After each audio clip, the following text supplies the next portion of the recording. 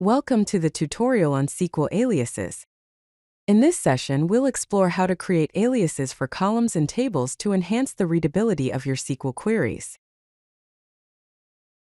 Let's start by understanding what SQL aliases are. SQL aliases are temporary names that are assigned to table names, column names, and even result sets. They are designed to improve code readability and simplify complex queries. Here is an example demonstrating how aliases can make a query more readable. The first query shows a selection without aliases, which can be harder to read. The second query shows the same selection, but uses aliases, which makes it more readable. Let's delve into column aliases. There are two primary methods to create column aliases in SQL. The first method involves using the as keyword. You select the column, then use the keyword as followed by the desired alias. The second method is simpler. You just put a space between the column name and the alias. You can also use column aliases with expressions. In this case, we are calculating total value and tax amount and assigning aliases to those calculated columns. Here's a look at some best practices for using column aliases. Column aliases are particularly useful for calculated fields or expressions. Use them when column names are ambiguous, or when you need to improve the readability of your query results. They are also great for standardizing output column names, especially when working with aggregate functions like sum, average, or count. This example demonstrates good column aliasing. Here, aliases are used to clarify column names and calculated values, which makes the query easier to understand. Now let's explore table aliases. Table aliases act as shortcuts for table names in your queries, which are especially useful in complex SQL statements. Similar to column aliases, table aliases can be created in a couple of ways. You can use the as keyword followed by the alias after the table name, or simply put a space between the table name and the alias.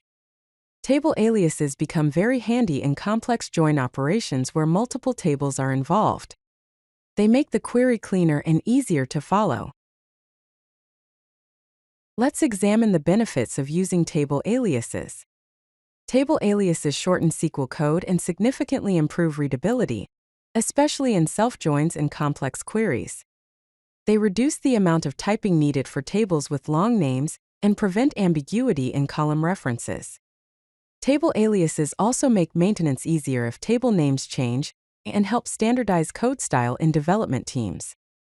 Here are the recommended table alias naming conventions. It is a good idea to use the first letter of the table name or meaningful abbreviations and keep the naming consistent across your code base. Let's walk through a practical example of using table aliases with a self-join. Self-joins are essential for handling hierarchical data, such as an employee reporting structure. Here's the schema for an employees table, including columns for ID, name, and manager ID. To find employees and their managers, you can use a self-join with table aliases. This query joins the employees table to itself, aliased as E and M, to match employees with their respective managers.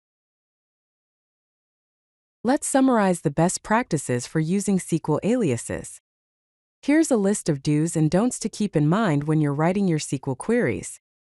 Always use the as keyword for explicit aliasing to improve readability. Choose aliases that are short but meaningful, and maintain consistency in your naming conventions. Use aliases for all tables in complex joins and for calculated fields. Fully qualify column names with table aliases to avoid ambiguity. On the other hand, avoid using reserved SQL keywords as aliases. Don't use overly cryptic or single-letter aliases in complex queries. Don't mix aliasing styles within the same query, and don't reference tables by their full names if they are already aliased. Avoid aliasing every column unnecessarily, and always remember to use aliases when working with self-joins. Well-chosen aliases significantly improve query readability and maintainability.